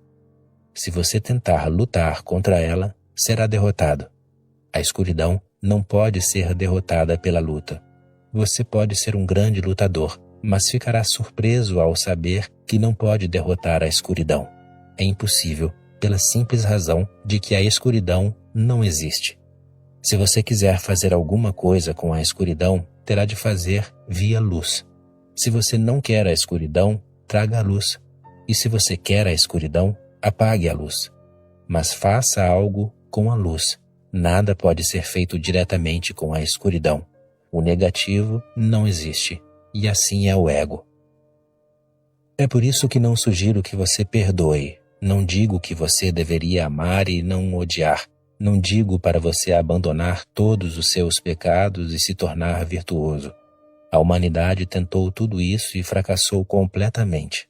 Meu trabalho é totalmente diferente. Digo, traga a luz para o seu ser. Não se preocupe com todos esses fragmentos de escuridão. E o ego está no próprio centro da escuridão. O ego é o centro da escuridão. Você traz a luz, torna-se mais consciente, mais alerta, e o método é a meditação. Se não for assim, você ficará reprimido, e tudo o que é reprimido precisa ser reprimido repetidamente, e esse é um exercício inútil, completamente inútil. O que foi reprimido começará a aflorar a partir de um outro lugar. Ele encontrará algum outro ponto mais fraco em você. Você pergunta, por que é tão difícil perdoar, deixar de se apegar a mágoas que já passaram? Pela simples razão de que elas são tudo o que você tem, e você insiste em jogar com suas velhas feridas, de tal modo que elas permaneçam frescas em sua memória. Você nunca permite que elas se curem.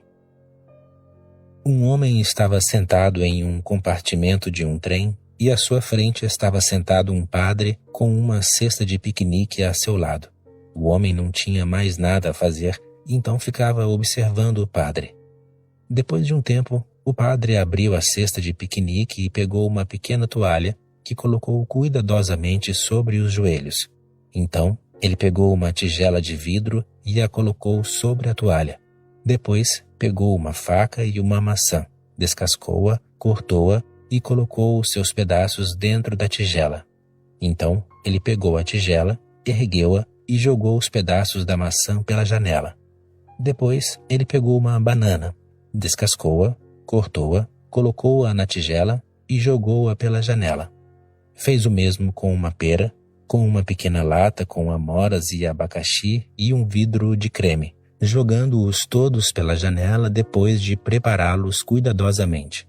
Então ele limpou a tigela, chacoalhou a toalha e colocou-as de volta na cesta de piquenique. O homem, que assombrado observava o padre, finalmente perguntou: "Desculpe-me, padre, mas o que você estava fazendo?"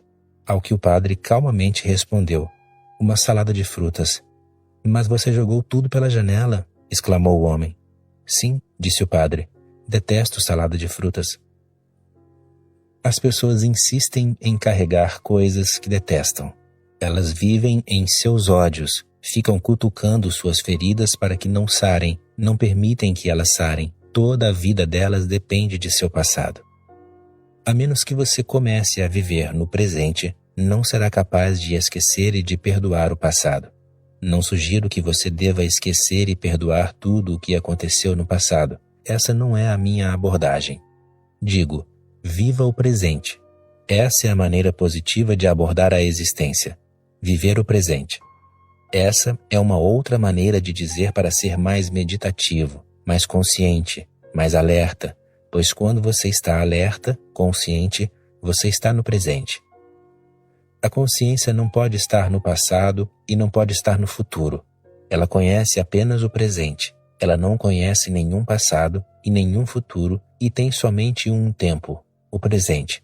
Esteja consciente e à medida que você começar a desfrutar o presente mais e mais, à medida que sentir o bem-estar de permanecer no presente, deixará de fazer essa coisa estúpida que todos insistem em fazer. Você deixará de entrar no passado e inevitavelmente esquecerá e perdoará. Isso simplesmente desaparecerá por conta própria. Você ficará surpreso. Para onde isso foi? E uma vez que o passado deixe de existir, o futuro também desaparecerá, pois o futuro é apenas uma projeção do passado. Livrar-se do passado e do futuro é saborear a liberdade pela primeira vez, e nessa experiência a pessoa fica inteira, saudável, todas as feridas são curadas. Subitamente, não há mais nenhuma ferida. Você começa a sentir um profundo bem-estar surgindo em você. Esse bem-estar é o começo da transformação. Por que faço tempestade num copo d'água? Porque o ego não se sente bem e à vontade com um copo d'água. Ele quer tempestades. Mesmo se for uma infelicidade, não deveria ser algo pequeno, mas uma enorme tempestade. Mesmo se for uma infelicidade, o ego não quer ser infeliz de uma maneira comum. Ele quer ser extraordinariamente infeliz. De uma maneira ou de outra, a pessoa quer ser a primeira. Daí, ela fazer tempestade num copo d'água. As pessoas seguem em frente criando grandes problemas a partir do nada. Conversei com milhares de pessoas sobre seus problemas e ainda não me deparei com um problema real. Todos os problemas são falsos. Você os cria, pois sem problemas se sente vazio. Sem problemas não há nada a fazer, nada com o que brigar, nenhum lugar para ir. As pessoas vão de um guru a outro, de um mestre a outro, de um psicoterapeuta a outro, de um grupo terapêutico a outro, pois, se não forem, se sentirão vazias e, de repente, sentirão a vida como se ela não tivesse sentido. Você cria problemas para que possa sentir que a vida é um grande trabalho, um crescimento, e você precisa batalhar arduamente. Lembre-se, o ego pode existir apenas quando ele batalha, quando ele luta. E, quanto maior o problema, quanto maior o desafio, mais o seu ego se ergue, se eleva. Você cria problemas. Os problemas não existem. E agora, se você me permitir, nem copos d'água existem. Isso também é um truque seu. Você diz, tudo bem, não há tempestades, mas há copos d'água. Não, nem mesmo copos d'água existem. Eles são criação sua. Primeiro você cria copos d'água a partir do nada, e depois cria tempestades a partir deles. E os sacerdotes, os psicoterapeutas e os gurus ficam satisfeitos, pois todo o negócio deles existe por sua causa. Se você não criar copos d'água a partir do nada, e depois, se não transformar seus copos d'água em tempestades, qual será o sentido dos gurus o ajudarem? Primeiro você precisa estar na condição de precisar de ajuda. Por favor, observe o que você está fazendo, que tolice você está fazendo. Primeiro, você cria um problema. Depois, vai em busca de uma solução. Apenas observe por que você está criando o problema. Exatamente no começo, quando você está criando o problema, está a solução. Não o crie. Mas isso não terá apelo para você, porque então você de repente é atirado contra si mesmo. Nada a fazer? Nenhuma iluminação? Nenhum satori? Nenhum samadhi? E você está profundamente inquieto, vazio, tentando se preencher com qualquer coisa. Você não tem nenhum problema e somente isso precisa ser entendido. Neste exato momento, você pode abandonar todos os problemas, pois eles são criações suas. Assim, dê uma outra olhada para seus problemas. Quanto mais fundo você olhar, menores eles parecerão ser. Continue a olhá-los e, aos poucos, eles começarão a desaparecer. Continue a fitá-los e, de repente, você descobrirá que existe o vazio. Um belo vazio o envolve. Nada a fazer, nada a ser, porque você já é o que tinha de ser. A iluminação não é algo a ser alcançado. Ela é apenas para ser vivida. Quando digo que atingi a iluminação, simplesmente quero dizer que decidi vivê-la. Basta. E desde então eu a vivi. Trata-se de uma decisão de que agora você não está interessado em criar problemas, e isso é tudo. Trata-se de uma decisão de que agora você acabou com toda essa tolice de criar problemas e de encontrar soluções. Toda essa tolice é um jogo que você está jogando contra si mesmo. Você mesmo está se escondendo e procurando, os dois parceiros do jogo, e você sabe disso. É por esse motivo que quando digo isso você sorri, dá risada. Não estou falando algo ridículo. Você entende isso e ri de si mesmo. Observe-se rindo. Observe seu próprio riso. Você entende o que estou dizendo. Precisa ser assim, pois se trata de seu próprio jogo. Você está se escondendo e tentando se encontrar. Você pode se encontrar neste exato momento, pois é você mesmo que está se escondendo. É por isso que os mestres do Zen batem nas pessoas. Sempre que alguém vem e diz, gostaria de ser um Buda, o mestre fica com muita raiva. A pessoa está pedindo uma tolice. Ela é um Buda. Se Buda vier a mim e me perguntar como ser um Buda, o que se espera que eu faça? Eu baterei em sua cabeça. A quem você pensa que está enganando? Você é um Buda. Não crie desnecessários problemas para si mesmo. E, se você observar como torna um problema cada vez maior, se observar como o tece e como ajuda a roda a se mover cada vez mais rápido, o entendimento despontará em você. Então, de repente, você fica no auge de sua infelicidade e precisa da solidariedade de todo mundo. Você é um grande criador de problemas. Apenas entenda isso, e subitamente os problemas desaparecem. Você está perfeitamente em forma, você nasceu perfeito. Esta é toda a mensagem. Você nasceu perfeito, a perfeição é a sua natureza mais profunda. Você precisa apenas vivê-la. Decida e viva-a. Se você ainda não estiver saturado do jogo, pode continuar, mas não pergunte pelo motivo. Você o sabe. O motivo é simples. O ego não pode existir no vazio. Ele precisa de algo para lutar. Mesmo um fantasma de sua imaginação servirá, mas você precisa lutar contra alguém. O ego existe apenas no conflito. Ele não é uma entidade, mas uma tensão. Sempre que há um conflito, a tensão surge e o ego existe. Quando não há conflito, a tensão desaparece e o ego desaparece. O ego não é uma coisa, mas apenas uma tensão. E, é claro, ninguém deseja pequenas tensões. Todos desejam grandes tensões. Se os seus próprios problemas não forem suficientes, você começa a pensar na humanidade, no mundo, no futuro. Socialismo, comunismo e todo esse lixo. Você começa a pensar a respeito, como se o mundo inteiro dependesse de seu conselho. Então você pensa, o que irá acontecer em Israel? O que irá acontecer na África? E você fica a dar conselhos e cria problemas.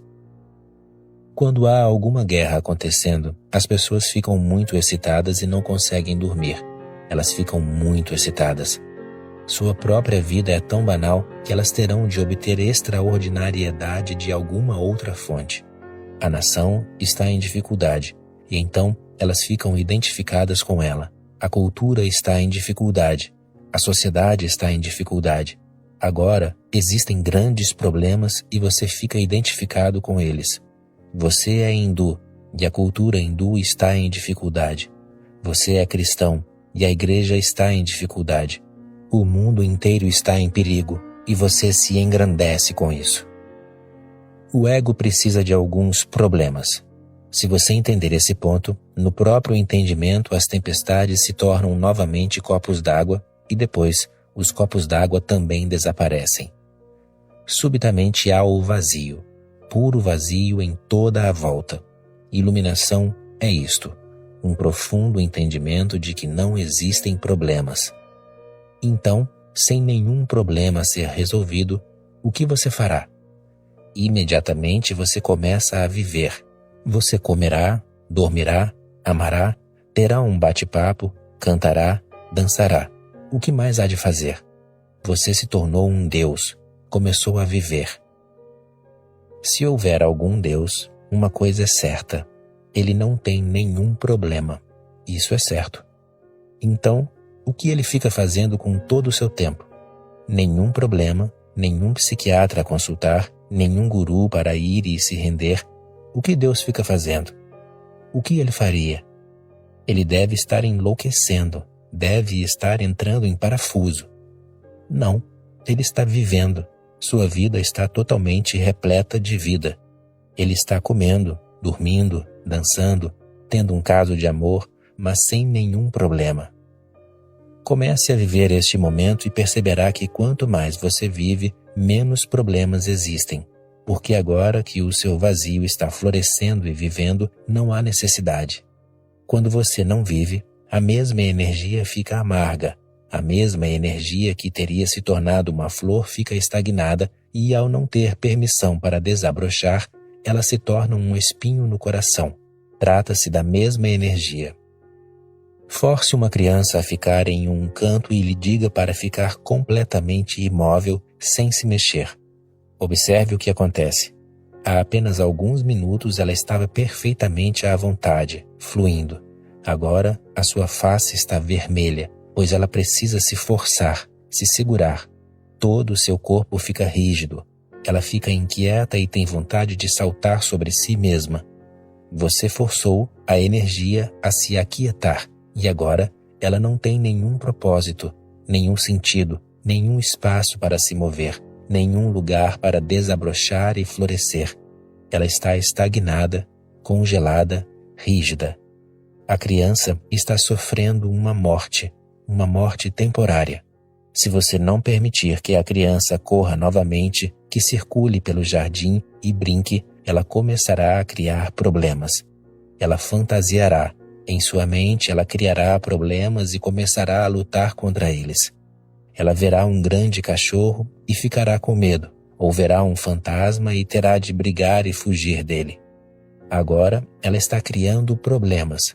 A mesma energia que estava fluindo por toda a volta alguns momentos atrás, em todas as direções, está estagnada e ficando amarga. Se as pessoas puderem dançar um pouco mais, cantarem um pouco mais, serem um pouco mais malucas, suas energias fluiriam mais e seus problemas aos poucos desapareceriam. Daí eu insistir tanto na dança. Dance até o orgasmo. Deixe que toda a energia se torne dança e subitamente você perceberá que não tem nenhuma cabeça e a energia estagnada na cabeça se moverá por toda parte, criando belos padrões, figuras e movimentos. E, quando você dança, chega um momento em que seu corpo deixa de ser rígido e se torna flexível e fluido. Quando você dança, chega um momento em que sua fronteira deixa de ser tão clara e você se dissolve e se funde com o cosmos e as fronteiras se misturam. Observe um dançarino. Você perceberá que ele se tornou um fenômeno de energia e não está mais preso a uma forma fixa. Não está mais emoldurado. Ele está fluindo para fora de sua moldura, de sua forma, e ficando mais vivo, mais e mais vivo. Porém, você saberá o que realmente acontece apenas se você próprio dançar. A cabeça interiormente desaparece e novamente você é uma criança. Então, você não cria nenhum problema. Viva, dance, coma, durma, faça coisas o mais totalmente possível. E repetidamente se lembre, sempre que você se apanhar criando algum problema, saia dele imediatamente. Uma vez que você esteja no problema, então uma solução será necessária. E mesmo se você encontrar uma solução, dessa solução 1001 problemas surgirão novamente. Uma vez perdido o primeiro passo, você caiu na armadilha. Sempre que você perceber que está resvalando para um problema, agarre a si mesmo e corra, salte, dance, mas não entre no problema. Faça algo imediatamente, de tal modo que a energia que estava criando o problema se torne fluida, descongelada, se dissolva e volte ao cosmos. As pessoas primitivas não têm muitos problemas. Entrei em contato com grupos primitivos na Índia que dizem que não sonham. Freud não poderia acreditar nisso. Eles raramente sonham, mas, quando alguém sonha, toda a vila jejua, reza para Deus. Algo saiu errado, algo errado aconteceu, uma pessoa sonhou. Sonhar raramente acontece na tribo porque eles vivem tão totalmente que nada é deixado na cabeça para ser concluído no sono. Tudo que você deixa incompleto precisa ser concluído em seus sonhos. Tudo que você não viveu permanece como uma ressaca e se completa na mente.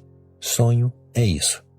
Durante todo o dia você fica pensando, e pensar simplesmente mostra que você tem mais energia do que usa para viver, tem mais energia do que a sua pretensa vida necessita. Você está perdendo a vida de verdade. Use mais energia, então energias frescas fluirão. Não seja avarento, use-as hoje. Deixe que o hoje seja completo. O amanhã tomará conta de si mesmo. Não se preocupe com ele. A preocupação, o problema, a ansiedade, tudo isso simplesmente mostra uma coisa. Você não está vivendo corretamente. Sua vida ainda não é uma celebração, uma dança, uma festividade. Daí todos os problemas. Se você vive, o ego desaparece.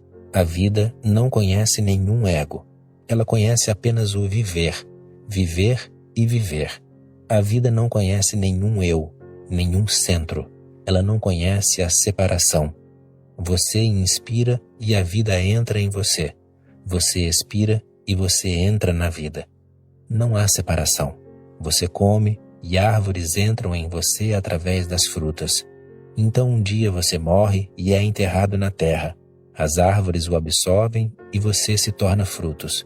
Seus filhos o comerão novamente. Você comeu seus ancestrais. As árvores os converteram em frutos. Você acha que é vegetariano? Não seja enganado pelas aparências, pois somos todos canibais. A vida é uma só. Ela nunca para de seguir em frente. Ela entra em você, passa através de você. Na verdade, não está certo dizer que ela entra em você, porque então parece que a vida vem a você e depois sai de você. Você não existe e existe apenas essa vida vindo e indo. Você não existe, apenas a vida existe em suas inúmeras formas, em sua energia, em seus milhões de deleites. Uma vez entendido isso, deixe que esse entendimento seja sua única lei. Por que sempre me sinto tão infeliz? Você não pode tirar isso de mim? A resposta está em sua pergunta. Você não quer assumir a responsabilidade pelo seu próprio ser. Outra pessoa deveria fazer isso, e essa é a única causa da infelicidade. Não há como alguém tirar a sua infelicidade e não há como alguém tornar você plenamente feliz.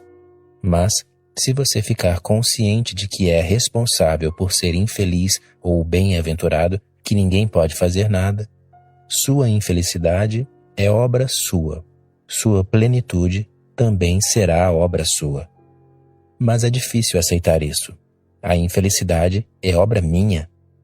Todo mundo acha que os outros são os responsáveis pela sua infelicidade. O marido acha que a esposa é responsável pela infelicidade dele. A esposa acha que o marido é responsável pela infelicidade dela. Os filhos acham que os pais são responsáveis pela infelicidade deles. Os pais acham que os filhos são responsáveis pela infelicidade deles. Isso ficou muito complexo. E sempre que uma outra pessoa é responsável pela sua infelicidade, você não se dá conta de que, ao não assumir a responsabilidade, está perdendo a sua liberdade. Responsabilidade e liberdade são dois lados da mesma moeda. E por você achar que os outros são responsáveis pela sua infelicidade, existem charlatães, os chamados salvadores, os mensageiros de Deus, os profetas que ficam lhe dizendo: você não precisa fazer nada, apenas me siga, acredite em mim e eu o salvarei. Sou o seu pastor, você é a minha ovelha. Estranho que nenhuma pessoa tenha se posicionado contra pessoas como Jesus Cristo contestando. É um imenso insulto dizer que você é o pastor e que somos ovelhas, que você é o Salvador e que somos dependentes de sua compaixão, que toda a nossa religião consiste apenas em acreditar em você. Mas, por jogarmos a responsabilidade da nossa infelicidade sobre os outros, aceitamos o corolário de que a felicidade também virá dos outros. Naturalmente, se a infelicidade vem dos outros, então a felicidade também tem de vir. Mas o que você está fazendo? Você nem é responsável pela infelicidade, nem é responsável pela felicidade. Então, qual é a sua função? Qual é o seu propósito? Apenas ser um alvo para algumas pessoas o tornarem infeliz e para outras o ajudarem, o salvarem e o tornarem infeliz? Você é apenas uma marionete e todas as cordas estão nas mãos dos outros? Você não tem respeito por sua própria humanidade. Você não se respeita, não tem nenhum amor pelo seu próprio ser, pela sua própria liberdade. Se você tiver respeito pela sua vida, recusará todos os salvadores e dirá a todos eles: caiam fora, salvem a si mesmos, e isso é suficiente. Esta é a minha vida e preciso vivê-la. Se eu fizer algo errado, enfrentarei a infelicidade. Sem nenhuma queixa aceitarei as consequências de minhas atitudes equivocadas. Talvez essa seja a maneira de aprender. Ao falhar, a pessoa se levanta de novo. Ao se extraviar, a pessoa volta de novo. Você comete um engano, mas cada engano o deixa mais inteligente e você não cometerá o mesmo engano novamente. Se você cometer o mesmo engano novamente, isso significa que não está aprendendo, que não está usando a sua inteligência e que está agindo como um robô. Todo o meu esforço é o de trazer de volta a todo ser humano o autorrespeito que lhe pertence e que ele deu a alguém. E toda a estupidez começa porque você não está disposto a aceitar que é responsável pela sua infelicidade. Pense, não há uma única infelicidade pela qual você não seja responsável. Pode ser inveja, pode ser raiva, pode ser ganância, mas algo em você deve ser a razão que está criando a infelicidade. E você já viu alguém no mundo que tornou uma outra pessoa feliz? Isso também depende de você, de seu silêncio, de seu amor, de sua serenidade, de sua confiança. E o milagre acontece, mas ninguém o faz. No Tibete, há uma bela história sobre Marpa. Ela pode não ser verídica, mas é imensamente significativa. Não me importo muito com os fatos, a minha ênfase está no significado e na verdade, o que é algo totalmente diferente. Marpa ouviu falar de um mestre.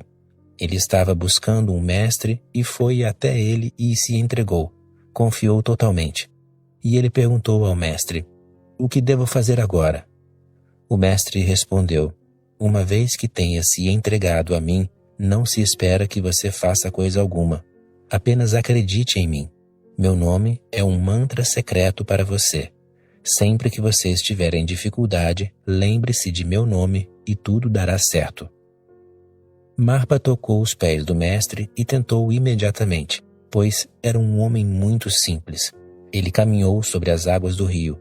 Outros discípulos que estavam com o mestre por anos não puderam acreditar. Ele estava caminhando sobre as águas. Eles relataram o fato ao mestre. "Aquele homem, você não o compreendeu. Ele não é uma pessoa qualquer.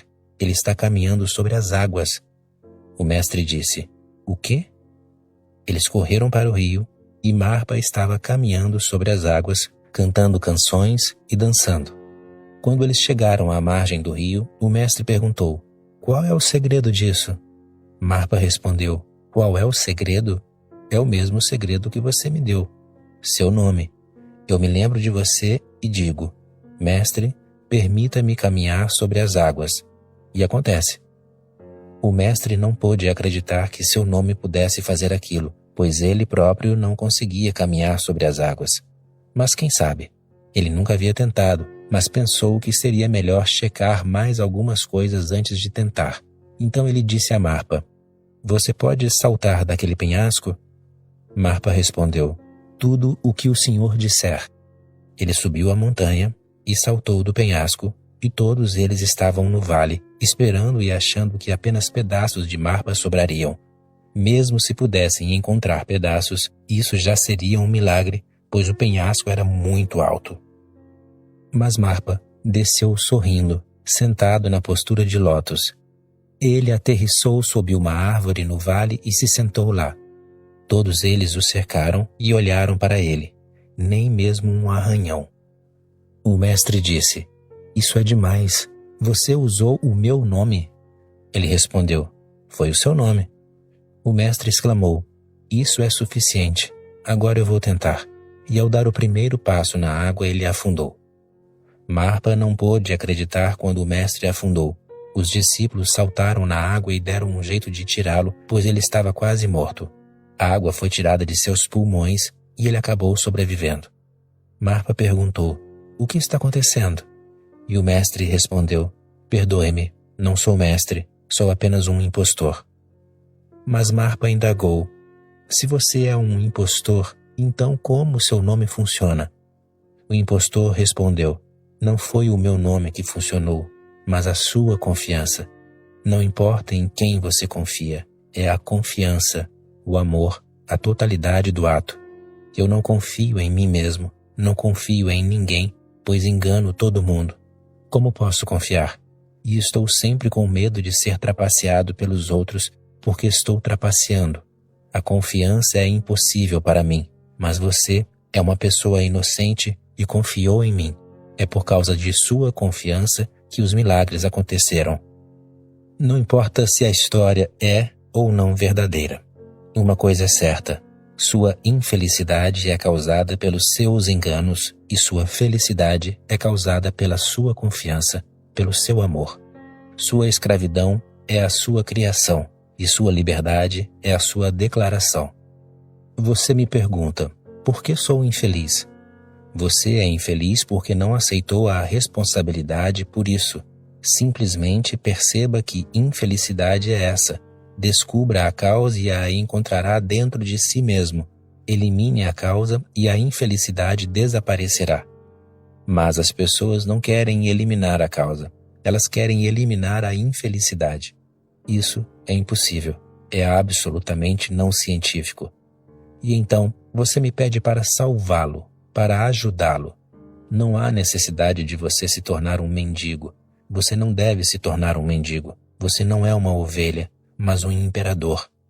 Aceite a sua responsabilidade pela infelicidade e descobrirá que ocultas dentro de você estão todas as causas da plenitude, da liberdade, da alegria, da iluminação, da imortalidade. Nenhum Salvador é necessário, e jamais houve nenhum Salvador. Todos os salvadores são falsos. Eles foram venerados porque você sempre quis alguém para salvá-lo.